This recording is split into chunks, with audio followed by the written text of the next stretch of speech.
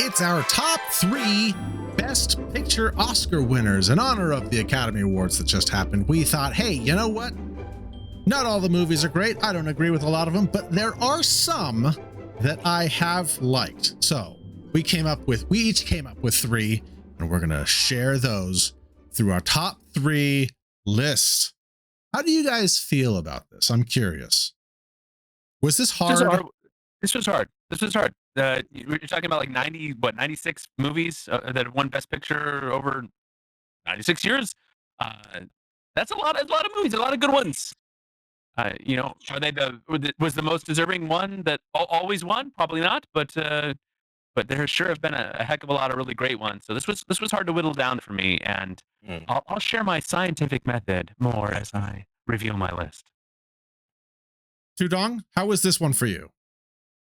I was going through it and I was like, I'm gonna make this as easy as possible. These are like things that I think actually hey, these are my favorites. If I have to put these things on, I'm always ready to watch these. I think these are classics. I love them.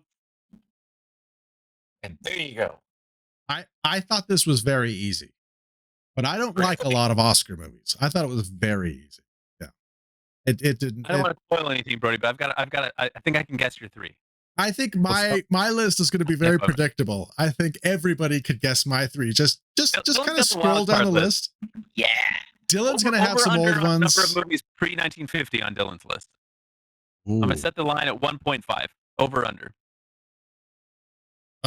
Wait, are you over? You don't have to. You don't get to guess, Dylan. I'm going to go under. I'm taking the under. All right.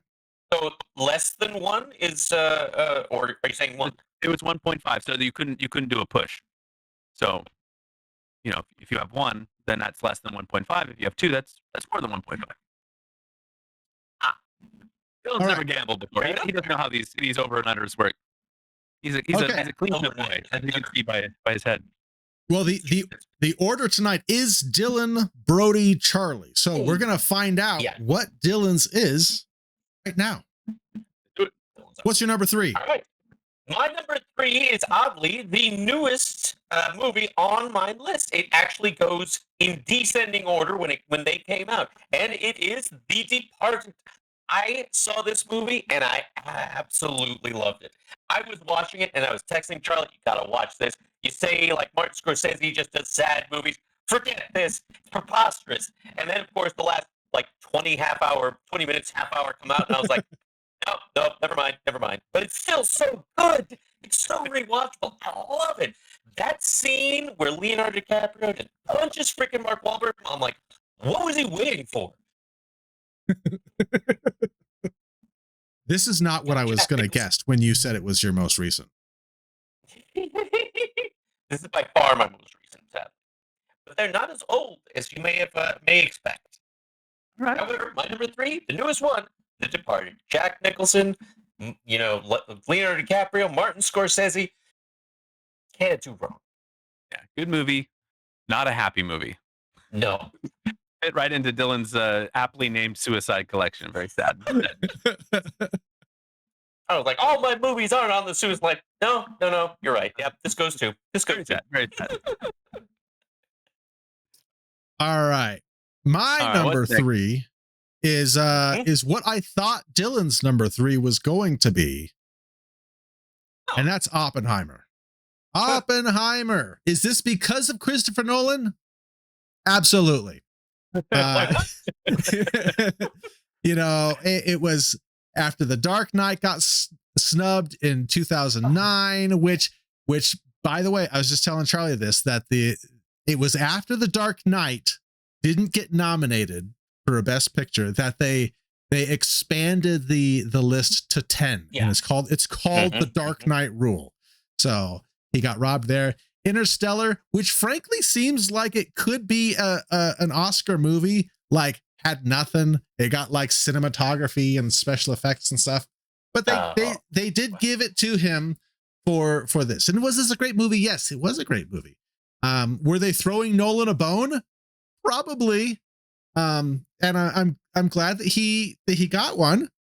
We're all glad that he got a bone. An Oscar, an Oscar bone. He got an Oscar bone. The Oscars have been boning him for years. Well, you heard it. You heard it first here, folks. Christopher Nolan was so soft that after his movie didn't get nominated, he complained that not everyone got a trophy and demanded that there be more nominations so that they could have a better. Can you imagine at the end of the No, Oscars, it wasn't where they're him. kind of like, "Hey, good Oscars," and high fiving, sipping some juice boxes, and Nolan's like, "Don't worry, I'm gonna get my bone in a few years," and then No, boom. it wasn't him. It was the people like me that were like, you know what? I don't care about the Oscars, and I don't think I've watched them since. And I think they saw it's way better with the expanded nominations. Way more interesting. I think they saw such a dip in interest that they were like, oh, okay, maybe we'll add more so that we can do some of these nerdy movies for people. But I was super happy that Christopher Nolan won this. This really is a great movie. Cillian Murphy is great in it. It was definitely one of the like better to see it in theaters type of movie, with the big sound system, with the Barbie, the Barbie, the Barbenheimer. So it was great. I was, and I'm thrilled that he won an Oscar for this. So this is my number 3. All right, now look, these are personal lists. Yes, they are. What I did, my scientific methodology was I gave every movie a point or a score for rewatchability, Nice. Score for impact at the time, Wow. Score for how I view it now, and score for how excited I am to watch it someday with my family or my children as they get older. And I mixed all that together, and then I ignored it completely, and I made a list of 3 movies. And my number 3 is a personal film for me. You could pop it up here. I was raised by a. I love this song. This. Oh, that's what it's about. So this is actually, if you don't know, this was an 80s movie about the Rock Me Amadeus song and how it came. No, it's absolutely not that. But my father was a conductor and a viola player, and my mom a pianist, and they both taught music lessons. And we would drive around in the car, and they'd make me play Guess the Composer as they listened to classical music, which I could just care less about as a child. It was and this movie came out, and it was a huge deal in our house. This was a big deal. This was like the World Series of movies for my family, and it was on a rotation. It was discussed, the accuracies, the inaccuracies, and then the great family story, which is my father's parents were in like Prague when this was being filmed, and we're at like a cafe, and F. Murray Abraham was there, and they like struck up a conversation and like spent a day sipping like coffee with him, and he's like, "Hey, you want to come by the set or come this and that?" And they're like, "Nah." And they totally just like ghosted F. Murray Abraham, and the story was told to me on repeat because my obviously the movie that he was filming was Amadeus, which is a huge deal to my dad, and he's like, "How could you do that? How could you not spend time with F. Murray Abraham filming Amadeus? How could you not go see?" So this was like something told over and over to me, as a kid. It's like, all right, I don't understand. And then you get older, like, Murray Abraham's freaking fantastic. What I wouldn't give to like spend a day like in Europe with F. Murray Abraham just hanging out. Still, Great movie. Fantastic music, obviously, because Mozart. This Mozart guy, pretty good. If you never heard of him, check him out. Incredible acting. Just like it's a really tense movie and a really well done story. Are there some creative liberties? Sure, but also plenty of good history in there, including the Mozart's early mysterious death and his burial in a pauper's grave. Spoiler alert: Mozart does die. What? And then, but hey, all these years later, we did get the Rock Me Amadeus song. So if you've never seen it, just listen to that instead. Fantastic movie. Yeah. Excellent choice, man. That's a great choice. Thank you. I love me some F. Murray, man.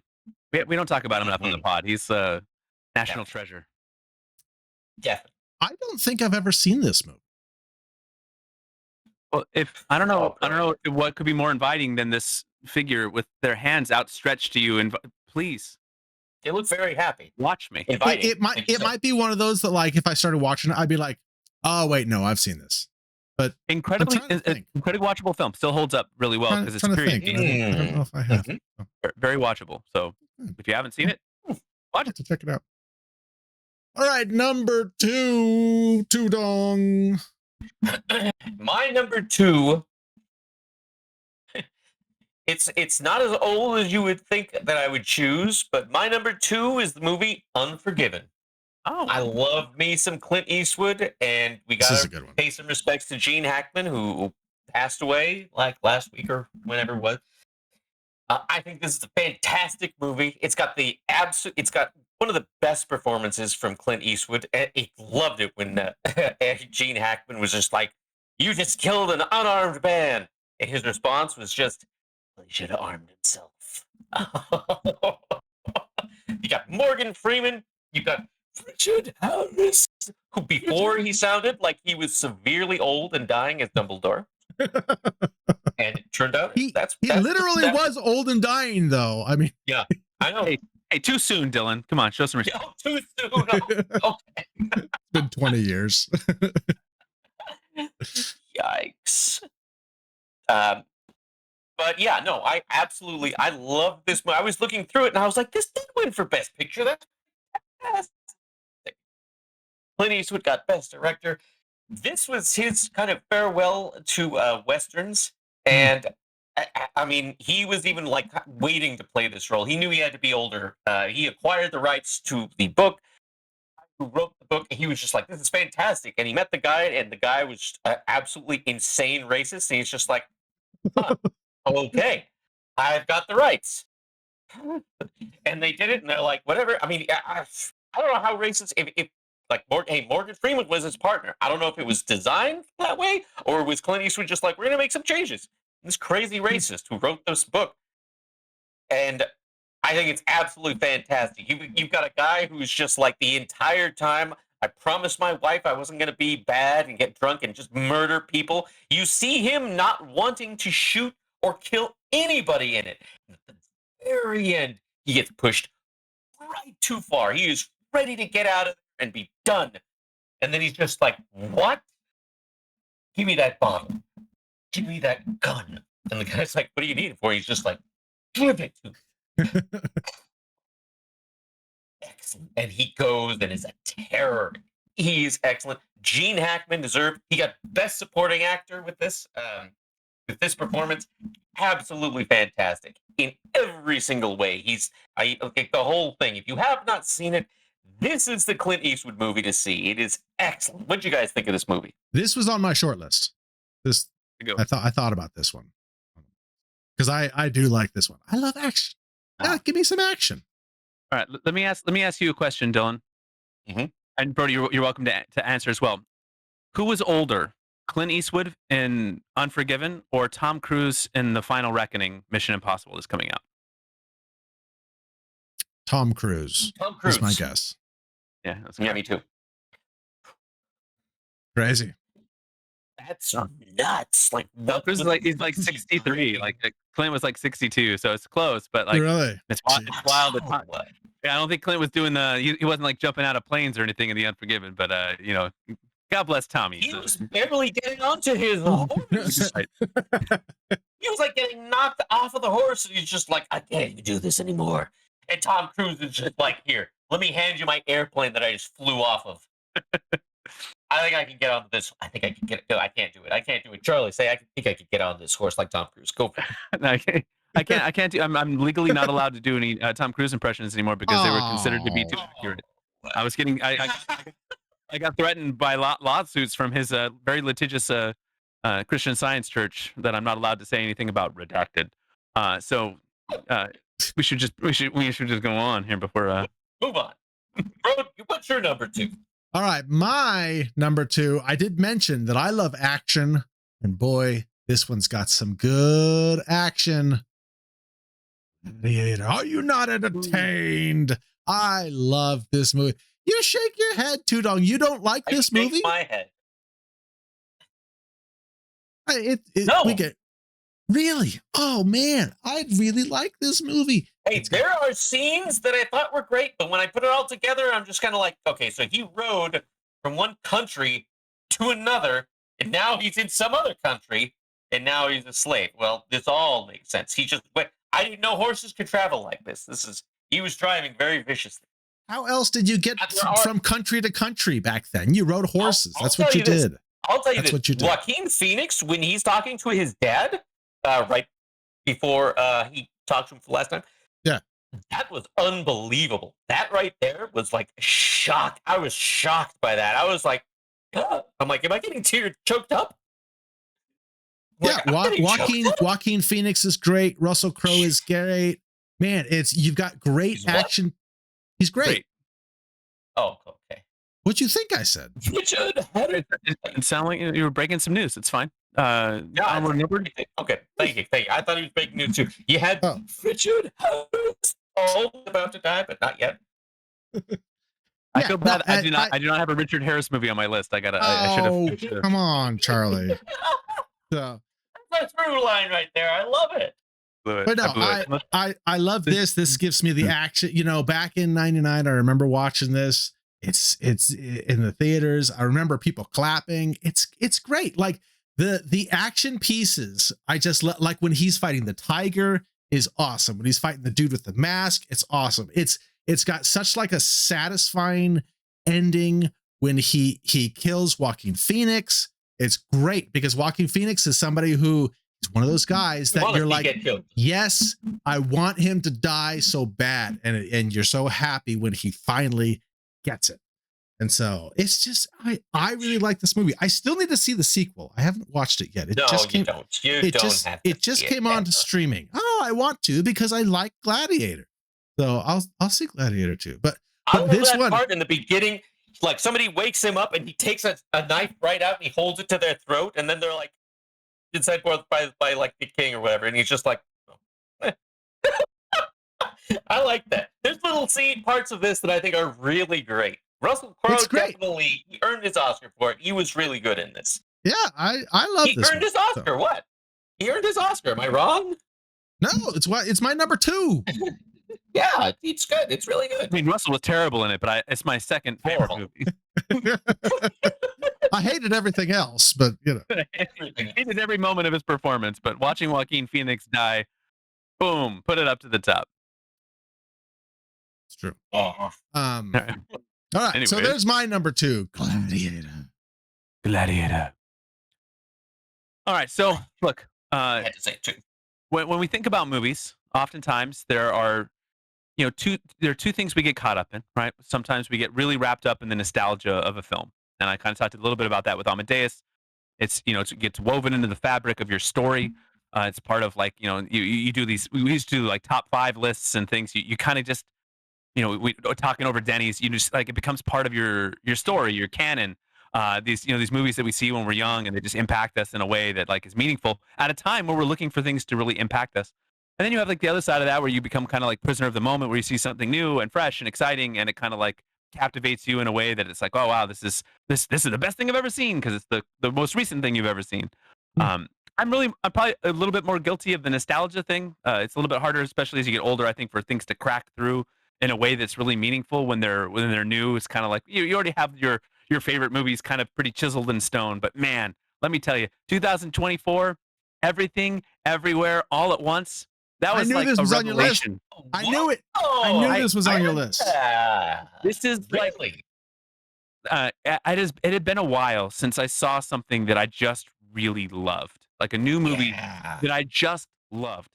Not a movie that I liked or that I enjoyed. I mean, there's been plenty of those movies. And Brody, I know you didn't care for this one. This one is weird and wild and silly and funny, and it made me cry, and it made me feel, and it made me want to like hug my wife and family, and it made me want to, this is just like a wonderfully beautiful, chaotic mess of a movie that just like is like it was like designed in a lab for me. Like I just like every part of it was just like, this is so bizarre. I just love it. And it I don't know. It was like not the kind of movie that wins Best Picture. Yeah, and I was that's true. Surprised and so happy that it did, and it was just a great like the acting performances. I'm so happy for. I talk like I know. I'm so happy for Michelle Yeoh. She's fantastic, but she's great. And Mike, the whole cast was so good, and we had some old friends kind of return to the scene, right? That was so cool. Anyway. I just like I can't say enough good things about this movie. So look, and it's not for everyone. Like this is like when you take big swings as a movie, you're gonna find people that like feel really passionately about it, and then you're gonna find people who are like, ooh, you cook with bold flavors, you're gonna leave an impact, and people are gonna you're gonna walk away from that movie with a strong opinion about it one way or the other. It's anything but benign. So I really appreciated the risks that they took in this movie, and they all worked for me clearly. quite frankly, this probably could have been my number one just because of even when we were doing this list, I'm like, I'm gonna watch this again. So I'll watch this tomorrow or this weekend with my wife. We're gonna pop it on. So anyway, I thought great this movie. was going to be your number one. I thought it was. I knew it was on your list, but I'll explain why it was know. my number one as best I can. what is Charlie's number one? I know what his. I think I know what his number one is. Well, fine. However, the real. It may shock you, Dylan. You should stick around. All right. Well, hold on. Before Okay. we are getting to number ones, but before we get to the number ones, if you've made it this far, you probably enjoy what you're hearing. And we here at Talk Punch would really enjoy it if you hit that subscribe button, if you gave this video a thumbs up, if you hit that notification bell so you can come back and hang out with us the next time we post something, which is normally every other week. Although we've got some stuff in the works. You're gonna want to hit that notification bell because some stuff may be coming. So we would really appreciate that. We appreciate you watching. So moving on to Two Dogs number one. Can we guess it, Dylan? Can we take a guess? Charlie, do you think it's Godfather 1 or Godfather 2? I think it's Rocky. Right? You think it's Rocky over Godfather? I think it's Godfather 1. Dylan, have you met someone who's ever loved Rocky more than Dylan? Do you think could he look Sylvester Stallone in the eyes if he didn't put Rocky at number one? I don't know. That's true. Oh, that's a good He also point. loves Mr. I could, because I still think The question? And he loves Godfather, though. He loves Casablanca. He does love Casablanca. Oh, all right, Tudong, what is it? if you guys have seen Casablanca, you would know why it's a really good movie. However, I got to admit, Brody is right. It is, in fact, The Godfather. Yep.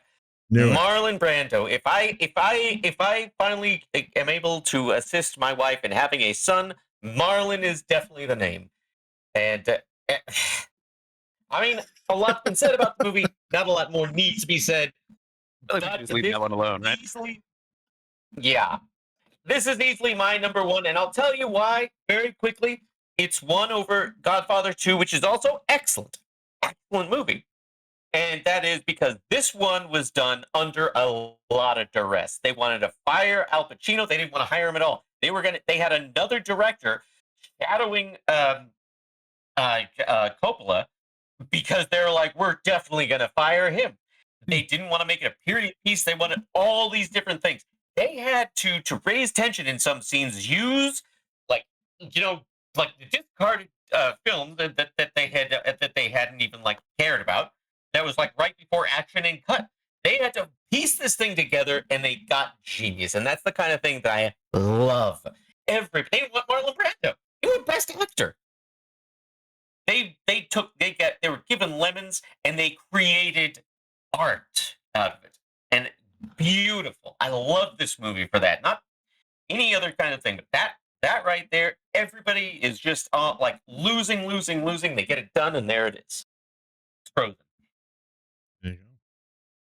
I think, is this still the number one on IMDb? I think it is. I'll try to find out for you, but it's a 9.2, so I'm guessing no, it's not. There's stuff higher than that? Oh. Well, I'm mad. I am not surprised. This is what, as I was going through the list, I was like, that's Dylan's number one. Dylan's going to pick Godfather. It was that, although Charlie made a good argument for Rocky, but for Rocky, although it is probably one of the best made films in that series. It's not exactly my favorite, so hey, it's okay. I couldn't believe Shawshank Redemption went. Is number one on IMDb? Yeah. Oh, yeah. by 0.1 point. As it should be. The Shawshank, fantastic. Had that won the Oscar that it should have won, it would be my number one. Oh yeah, it didn't. That was going to be my choice for your number one, but it didn't win. Forrest Gump won instead. Ridiculous choice. It's hard to like drum up like the ire to care about like awards and like who won and who didn't. Yeah. But this one really pissed me off. Like when I was younger, I was this This was like the art house choice of like I thought I was so smart in high school, being like, Forrest Gump is dumb. It's stupid. I'm a little freshman and I don't like your movies. Well, Anyway, it's I'm a like girl. Slumdog Millionaire winning when it should have been Dark Knight. Who talks about Slumdog Millionaire these days? I haven't heard anybody talk about it. Not I'm great the film. first person. You point out a great point, Brody. We should talk about Slumdog more. Thank you. Thank you for drawing. Thank you for raising that to our attention. No, because nobody's thought about Slumdog Millionaire in 15 years. Nor should they. All Well, right. people have thought a lot about Forrest Gump and how bad it is. My number Oh my God. one, you guys can guess my number. You know what it is. Lord of the We do. Rings. Yeah. Am I that? I'm that obvious. Yep. Yeah. Hey, If you remember had- when the Oscars were fun to watch? Remember when those nerdy fantasy movies that that we actually watched were actually winning things and were actually viewed as Oscar worthy? Yeah. Yeah, those were the days, right? 22 years ago. You don't have to say that. Jeez. But this is such a great movie. It still kind of surprises me that this won Best Picture. Like, not because I don't think it's a great movie, but because we're in like high fantasy Yeah. world. Like, I don't know, like, did nothing else come out in 2003? I can't remember that far back, but like, Charlie, what else was nominated in 2003? Lost in Translation. Speaking of Coppola's, Master and Commander of the Far Side of the Moon. Speaking of Russell Crowe, Mystic River. Speaking of Sean Penn screaming a lot, and Seabiscuit. And Clint Eastwood. Clint Eastwood directed that. And speaking of horses, we got Seabiscuit. And so Yeah. you've got a lot of that stuff. You know, at that point, Russell Crowe had already won the Oscar. Seabiscuit, everybody loves a horse, I guess. But Lord of the Rings won, right? It won like Best Picture, and it's awesome to me because I do love this series. It's one of my favorites, and it's cool, right? It just makes me feel cool that I'm like, this won Best Picture, and I don't think that we've had anything even like it, since 2003. You're not counting the Hobbit movies? They didn't win Best Picture. I And mean, it would not be best, like Being winners. I thought Like they hadn't made movies like it. no, like Best Gotcha. Picture winners. I don't think we've had anything even close to this as a Best Picture winner. They're all dramas, and it's just I don't need to get into it because I'll go on a rant. But I just it You know, makes it me wasn't a happy. drama that won Best Picture, Brody, is Everything Everywhere All at Once. But That's a drama. It's a a drama. drama? What are you Yes, talking it about? is. It is There is drama in it. Otherwise, we wouldn't cry when we watch it. just a bunch. I didn't cry. As opposed to the Lord of the Rings, Right. Brody, there was no drama. There was never a moment where I thought, you know what? I bet he dies. I bet There's the ring still- doesn't make it in. That movie had like 6 endings too. It's like, oh, it's over. Oh no, there's another. You Oh, had to there's wrap up another all these scene. storylines. How else are you going to wrap up all the storylines? I don't know. Yes. I guess 5 3.5 stories. hours wasn't enough. Yeah. What? Man, Yeah. I tell you, it should have I'll tell you, won the over first one- Chicago the year before too. Ugh. Yes. I Two said towers, my favorite of these is the first one. The first one should have won best picture, as far as I'm concerned. Best. All three of them. All three of Brody, them you should would've- have won. In 2001, if Moulin Rouge had won, you would have been a happy boy. It's true. I would have.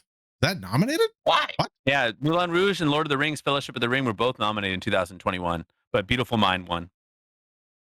Beautiful Mind. No. Beautiful Mind is one of the Preposterous. See, Beautiful Mind is one of those Oscar ones that's like all drama, and it's like we want you to feel super bad and super sad, and we want you to not enjoy your life as you walk out of the theater. Nobody wants to talk Superbad was not because they're all nominated. like No have to one's DVD process this super depressing movie. Ah, Too What bad. Beautiful Mind Too was. depressing for the Suicide Collection. Too depressing. Too sad. it's If it's too sad for Dylan's DVD collection, that's the problem.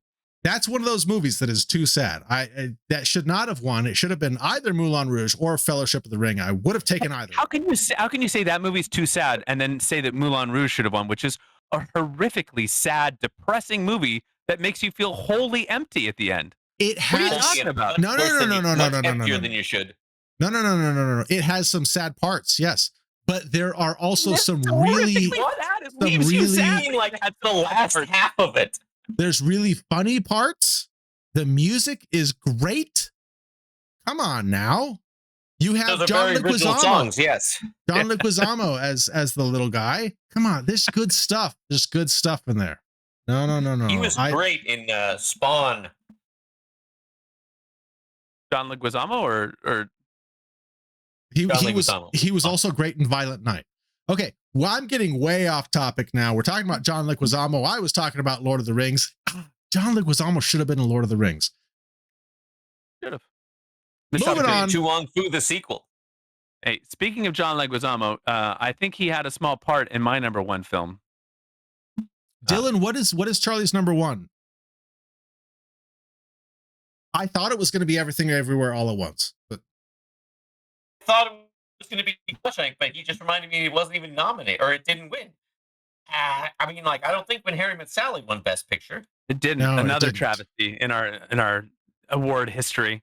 didn't. Yeah. Ridiculous. Bro, what do you think is his number one? I don't know.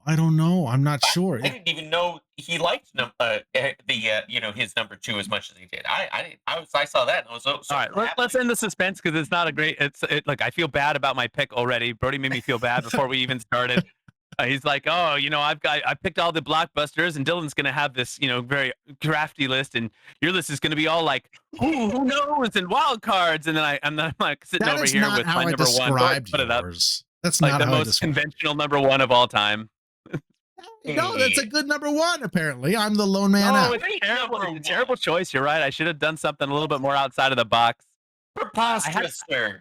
Look, I had a list of like 10 movies that I wanted to put on my list, and at the end of the day, I was like, look, I've been a huge Godfather fan since I saw it. I think the score is fantastic. It's one of the best movie themes of all time. It's still my dad's voicemail message. If you call him, he says, "Leave me a message, and remember, it's an offer you can't refuse." While the song plays in the background, and that's where I get my sense of humor from. And he is, this is a meaningful movie to me through that lens of family. It's a fun one. I have fun memories of Dylan holding hands with lady friends under blankets watching this at my house while we're falling asleep at like 4 a.m. Who starts The Godfather at like 3 a.m.? What a terrible choice that was. Yeah, But horrible choice. You watch It was better than Eraserhead, which we also did. but there were people there that hadn't seen it. This is one of those movies that, like, for a long period of time in my 20s and into my 30s, where if someone said, "Oh, I've never seen that," this was like, okay, well, we're watching this. Let me get the DVD off the shelf and let me change your life tonight. We're gonna pop this on. And this is one of those movies for me that I think it's a beautiful piece of art. I think it's incredibly well done. I think that I struggle between which one I wanted to put on, the first or the second. I think they're both brilliant films. I think the first one's just maybe a little bit more fun. It's certainly more quotable. I find myself like the quotes that I still use in my day to day, I think are mostly from the first one. And man, it's fun to think about Brando and the orange peels in his mouth, and it's a wildly well done film, and it just, I don't know, the heights that it reached are they're deserving of being honored here on this Talk, but I know it means a lot to Coppola and this award season to have this honor bestowed. Two number ones. I mean, Brody didn't even think about putting it on his list. Snubbed his nose and said, "You know what, Gladiator." Yeah, I take love that. Gladiator. I would rather sit down and watch Gladiator than Godfather. Doesn't mean that Godfather's not great. Doesn't mean it's not great. This is still an incredibly watchable film. You don't like The Godfather? You wouldn't watch The Godfather? I do. But if given the choice between Godfather and Gladiator, I would rather sit down and watch Gladiator. Broad, leave the gun, take the cannolis. Huh? Come on. This is like, my kids are probably gonna hate it, and that's okay. Like this is an old movie. You gotta get right up close and bada bing, you blow his guts all over your nice Ivy League suit. Ah. This movie's over 50 years old. When I was a kid, I had no interest in watching like whatever great movie from like the 1930s or whatever, 1920s. Oh no, you got to watch All Quiet on the Western Front. And I'm like, no, I don't have to. I've never seen it. Well, maybe at school, but So It's maybe my kids will love it someday. Maybe they won't. But I'm excited to at least make them watch it and be like, look, this is it. This right here. I'm gonna make you an offer you can't refuse. This is some art right here. You're gonna sit down. You're gonna watch it with me, and then we're gonna watch part 2, and then we're gonna not watch part 3, and then we're gonna watch Goodfellas, and then and then we'll see. We'll go from there. We'll see. We'll see. Casino. Gotta go Casino. Gotta see. Maybe look And you're gonna see Casino. the Irishman. We're not watching Bronx Tale. Irish. No. Maybe a Little little Irishman. Harlem You Nights. gotta go Irishman. Little Harlem Nights. Watch it. Yeah. Harlem Nights. Perfect. Oh man, we gotta watch The Departed. I mean, come on. Yeah. The Irishman. Gotta go Irish. And then someday I'll say, and you want to know what your Uncle Tender Dylan loves so much? It was this movie called Mobsters with Christian Slater pretending to be a big Charlie Lucky Luciano over here. He's like, yeah, I'm a big mob boss. Forget about it. Look at me. I'm Christian Slater. Forget about I it. was wondering why my name was coming up. I was just wondering. And I was like, oh, I'm just an Irishman out here pretending to be a mob boss. Yeah, what could go wrong? Eh. Maybe we'll get some mobsters at some point. It's a top-heavy list of the greatest mob movies of all time. It's very top-heavy. There you go. It falls off a big cliff at the end. Great film. yeah. All right. Was there anything that you guys were surprised did not show up on any list? I'm a little surprised that none of us, did you guys consider Silence of the Lambs or Rocky? Did either of those were those consideration? I was going to say Silence of the Lambs. I thought that was going to be on Dylan's list. It was really close. It was really close. That was one of the last movies that like swept all of the Best Picture, Best Actor, Best Actress. Hey, and so yeah, I thought maybe Braveheart might pop up on your list, bro. If I predicted your list, about that. I had that on there instead of Gladiator as my prediction. So I was wrong on that was one. really close. Braveheart was really close. It would probably be my number 4. I would say that too. There's some real bad ones, that you look through the list. Man, Dylan, did you like $1 Million Baby? Because that I did not like that movie. I did not enjoy that movie. I did not. I did not. Talk about sad ones. Yeah. Yeah. Yeah. I was actually I was told how it ended, and I was just like, no, that's ridiculous. That is not going to happen. And I remember going, and I was just like, the whole time I'm watching, I'm like, there's no way. And then I was watching, and I'm like, this is making me sick. I'm like, this is how it really is. Yeah, I didn't care for that at all. At all. It made me actually appreciate Hilary Swank. And then I was just like, nope, I'm back to where I was before. No thanks. Yeah, Casablanca was a close one for me. I think that's a really beautiful film. Yes. Humphrey Bogart. Who knew he actually really could act? Yeah. I couldn't believe that. I saw this and I was like, whoa. I thought about The Departed and Lord of the Rings for my list as well. I'm glad they made it onto your guys's. I think we were all talking before. We were all hating on American Beauty. Really glad that none of you put that on your list. Yeah, no, that's not making it anywhere near my list. When I was trying to be a very snobby cinephile in my younger years, I put on The English Patient because I thought this is a movie for movie snobs, and boy, that was a terrible movie. I just couldn't. I knew then and there I could never be a true like snobby cinephile. I could if this is a good movie, then I'm out. This is such a hard watch. Oh man. Schindler's List worth bringing up. A beautiful movie. Very very hard movie to rewatch, but just a gorgeous film and an important subject material, and what a great score. John Williams is just a freaking genius. What about No Country for Old Men? Can I confess to you that I've never seen it? Sure. Really? Yeah. I'm very curious what you would think about that. Because there's parts of it that I was just like, this is really good. And then there were parts where I was just kind of like, first off, what's Tommy Lee Jones even doing this? But I really don't like Tommy Lee Jones. I know that's like he's a weird actor to not like, but I just don't like him. Hey, back when he was younger, when he was like on Under Siege, it sadly was with Seagal. he was acted like he actually appreciated being there. He was on The Fugitive, and I'm like, he wants to be here. This is fantastic. Everything ever since then, he's just like, I don't want to be here. Gotta get the Tommy Lee. Gotta get the Tommy Lee Jones in there. Ding-a-ling-a-ling-ding-ding-ding. Did you guys see Birdman with Keaton? I didn't. I did. I saw that, and I liked it, but it's not one of those. It's not better than Interstellar, which should have won that year, which should have been nominated at the very least. My goodness. 2014. Come on. What do you think of Birdman, Charlie? I think Keaton's fantastic. Keaton's great. Yeah, I mean, it's a really good movie. I didn't really consider it strongly for my top 3, but yeah, I didn't either. I mean, although he does punch Edward Norton in the face, I was like, that. There you go. You can't argue with that.